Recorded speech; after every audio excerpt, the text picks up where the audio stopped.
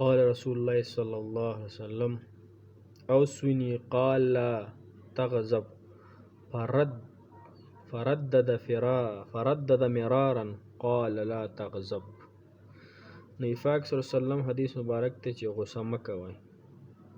یو کس بیا درخواست کو بیا ورته ارشاد فرمایي چې غصه مه کوئ. خپله غصه کم حالات کې انسان له غصه راشي پکاره چې کیني کو په ناسته ورشي چې پاسي په ملاسته ورله چې پاسي. عن ابي هريره رضي الله تعالى عنه ان رسول الله صلى الله عليه وسلم قال ليس الشديد بالسرعة انما الشديد الذي لا يملك نفسه عند العذاب.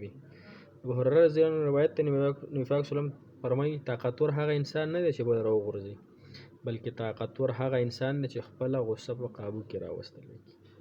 نو که چاله څونه هم غصې کوي نو خپلې غصې سړې کوي. الله جل شانه د رضا دپاره ټول خلک معاف کوئ.